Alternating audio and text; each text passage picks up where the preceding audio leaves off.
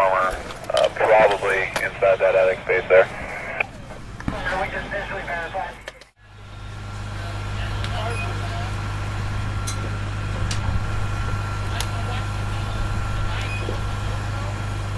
I'm Kirk Stitch. I'm with C2FR and Rescue. I'm a planning section lieutenant. Part of our job is to arrange the training, manage the volunteers that are in the organization.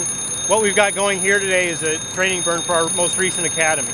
And we have our new recruits as well as some of our seasoned firefighters in there helping to train them, kind of get them up to speed and understand what real fire is really like. So we've got Cowlitz County District 6 up in Castle Rock and Cowlitz C2FR and Rescue.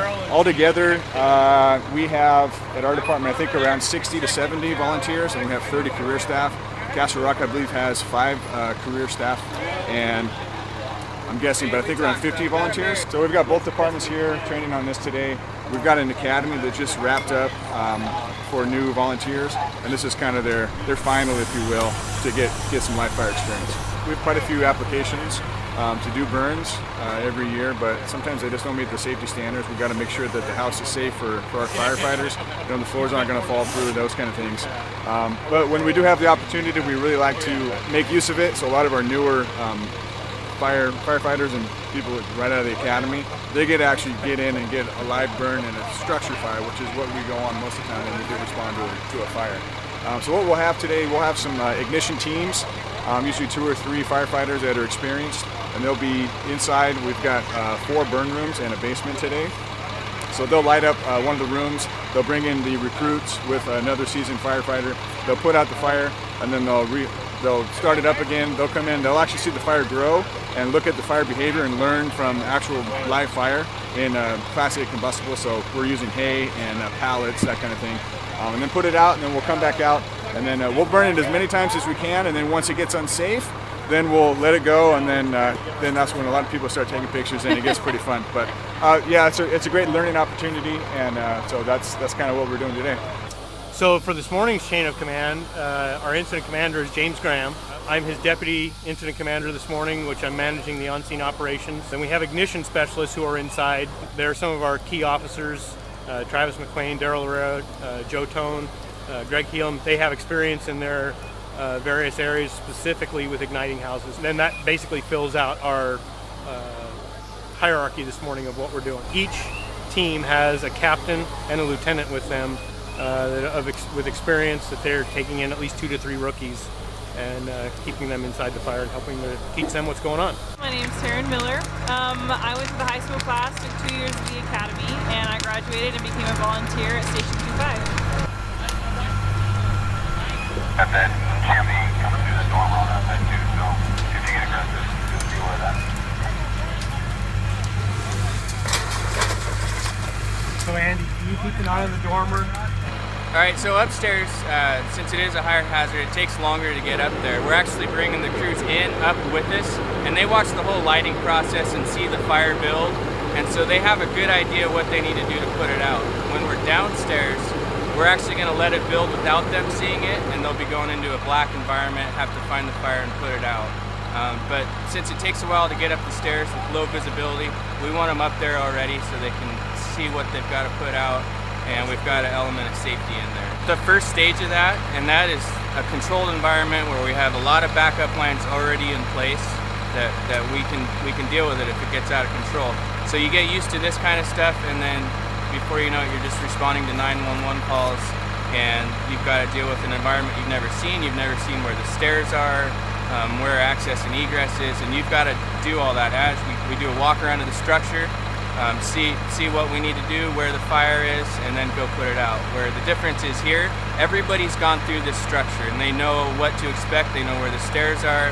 They know where the ladders are set up if they have to bail out. So it's like, it's a baby step, but it's still the real conditions up there, for sure. They'll feel the heat, and there's zero visibility. I mean, you can see how black the smoke is in there. You can't see your hand in front of your face. So it's by feel and by experience that you find the fire. On a fire ground, this is what we consider, when we see the orange tarp, it's our sacred stuff. We don't touch it. It's not used for a primary fire attack. It's all tools that are set up for a RIT team, a rapid intervention team, for if a firefighter goes down or they get trapped, they get in a bad spot, That's going to be our job as almost a backup team to go in and help mitigate that hazard to try to get them out of harm's way and get them out. So we have tools set out that are going to be just used by us, and everybody knows that. So we've got everything here. We've got saws, extra bottles, rope lines, axes, just about anything that you need to force your way into a building or make new holes in walls to get your ways in and out. So if something goes down, we're all 5 of us will be the RIT team. We'll be the ones taking care of the hazard, taking care of whatever needs to be taken care of. We have actually 2 jurisdictions. We have Trevor Thayer and Mr. Rink from Castle Rock, and then we have Tristan Weaver, who is operating the other tender. This is a portable water tank we use for if we're out like in rural areas where there's no hydrants or water supply. Each tender has approximately 1,800 to 3,000 gallons of water, and they'll come in. This is piped into the engine with an attack line, and when this starts getting low, we do what's called tender shuttles. So we'll typically have 2 to 3 tenders running, and they'll just continually fill this tank up.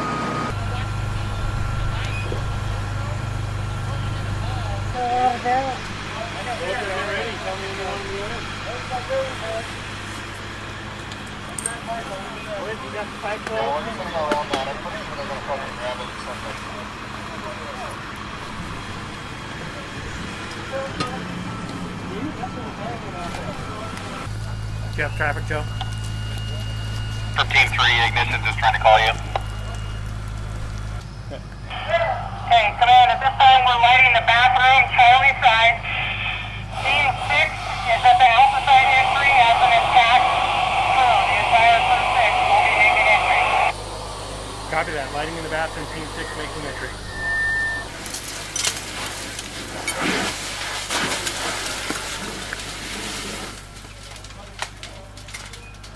You can see the the buildup of soot that happens on everything.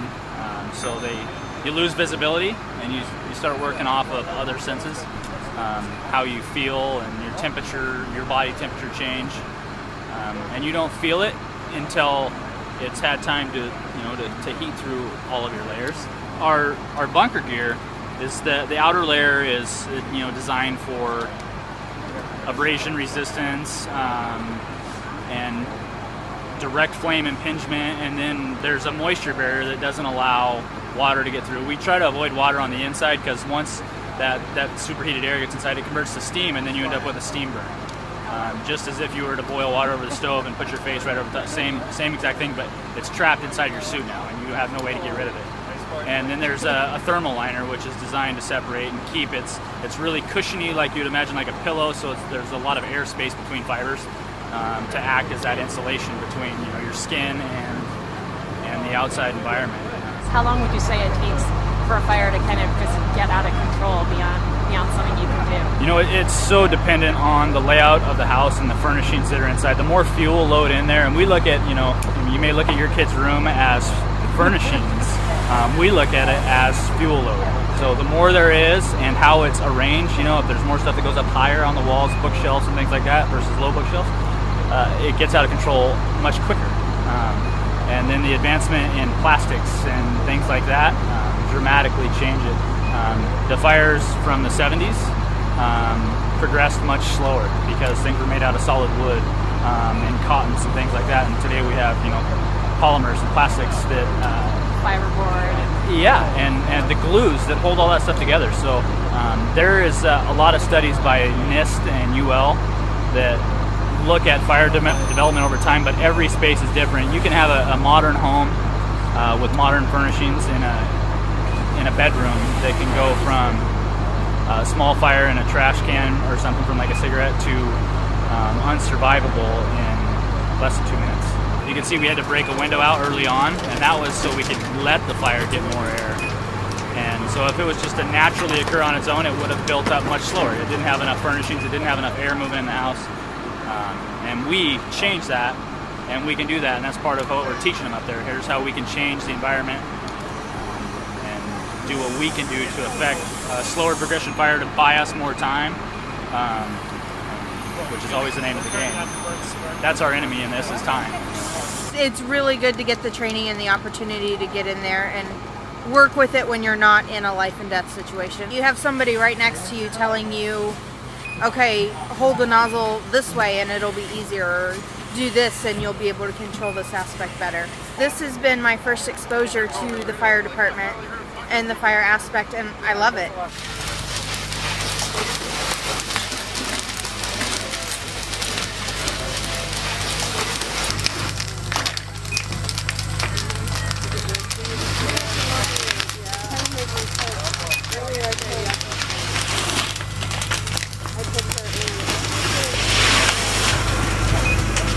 Obviously, when we have fire, we have a lot of heat and the risk for spread of fire.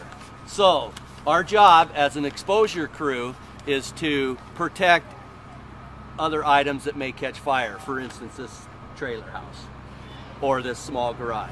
We'll watch for signs of embers, things flying around that may start a fire, or the heat transfer that would ignite on a fire. So we need to stay observant and ready to act. And we'll also monitor our radio in case somebody else spots any exposure concerns, and they would direct us to that.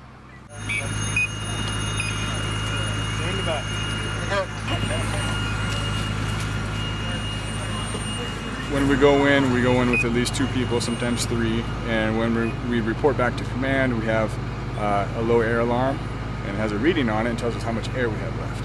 So whenever we report back to command, we got to report who has the lowest air. Whenever we get down to a certain point, the low air alarm begins to chime in and lets us know we got a little bit of time to get outside.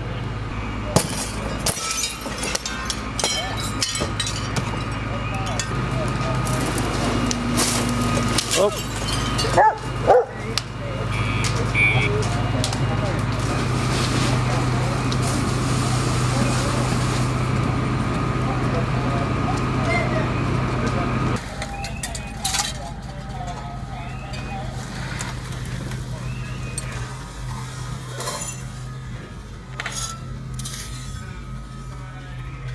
How many students got to get in?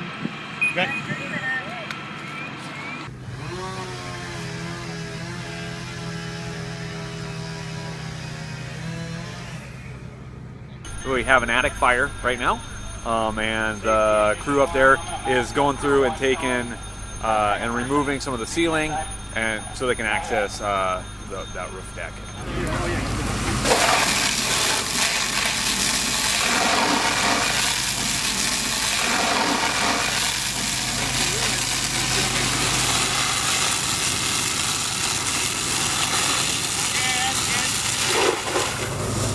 Well, we like to see white smoke, which means that the fire attack is putting water on the fire. It's converting to steam. If it stays brown or yellow, it's usually burning building material components. So we want to see it turn white. The plan is we're going to continue the burns that we've got, and we've put the fire out that was in the attic. And so we're going to finish up. We've got at least one more rotation of people who haven't been in the building this morning. Then we're going to begin to build fires even bigger and put some of our more experienced firefighters on those so they can get to experience as well.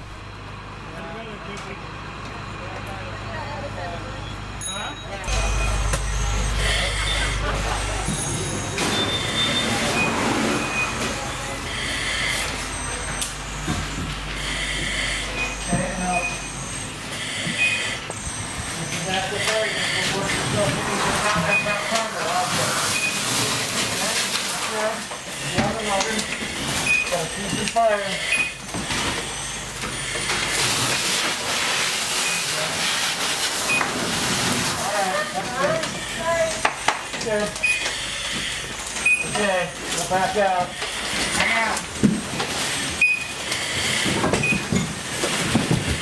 Stay with your nozzle.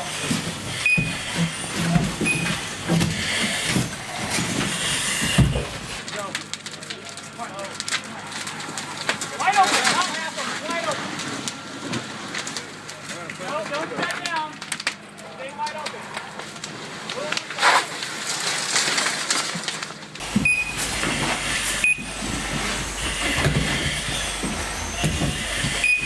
Go, let's pull some hose out.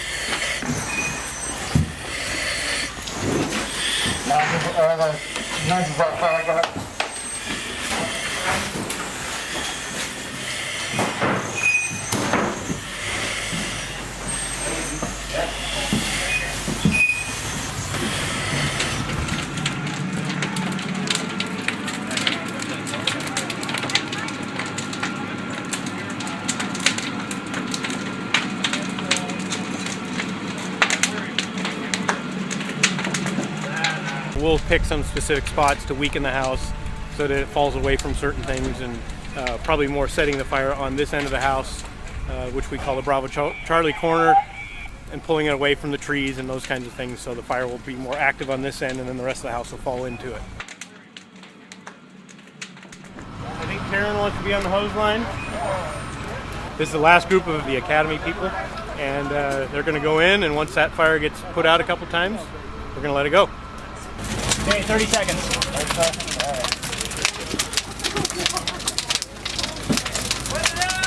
Go. Go. Wide open. Not half open. Wide open. No, don't shut down.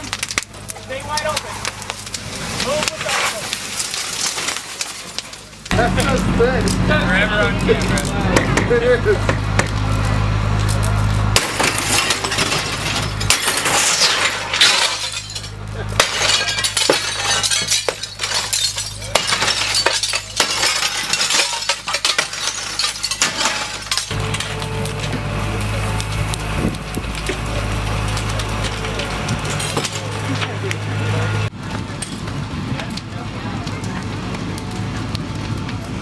We've got all the crews through, no injuries, so that's actually the best thing that we could have had happen in this situation. We've got very good training, and now we're going to wrap up the lines and get all the stuff out of the way, and we're just going to let the structure burn down in the way it was set up to burn down.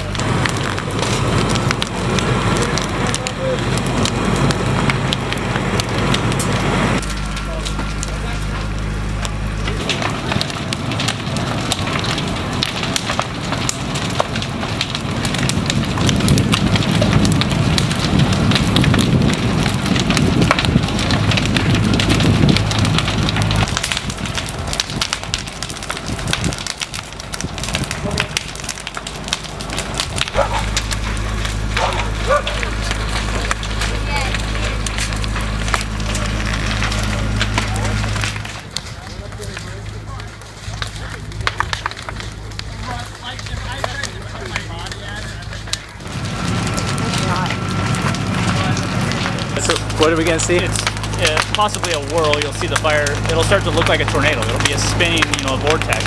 Okay.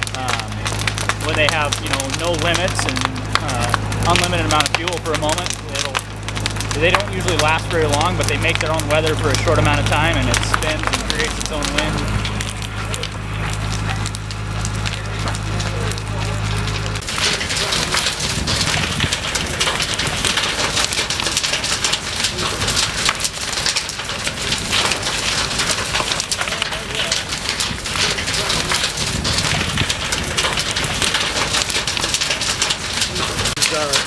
Firefighter's nightmare right there is basement fires.